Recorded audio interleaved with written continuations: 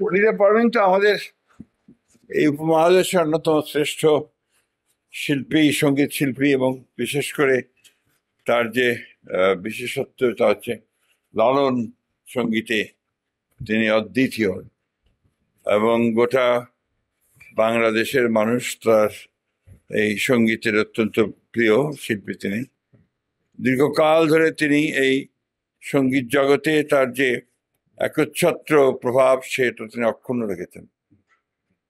এবং অসুস্থ হয়ে তিনি এখানে এসেছেন, অত্যন্ত ক্রিটিক্যাল কন্ডিশন। তার কিডনির সমস্যা আছে, মূলত প্রধানত রেনাল প্রবলেম, এবং সেই সঙ্গে অন্যান্য সমস্যা আছে, বেশ ক্রিটিক্যাল।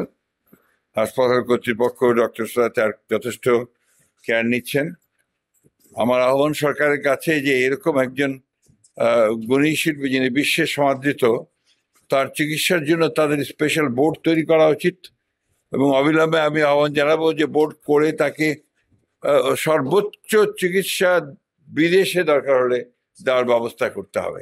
এটা জাতি চায় এটা, এবং এই কাজটা আমি অনুরোধ করব, আহ্বান জানাবো যে প্রধান উপদেষ্টাকে যে তিনি ব্যক্তিগতভাবে উদ্যোগ নেবেন তার এই চিকিৎসাকে যেন সর্বোচ্চ চিকিৎসা তার করা সম্ভব হয়।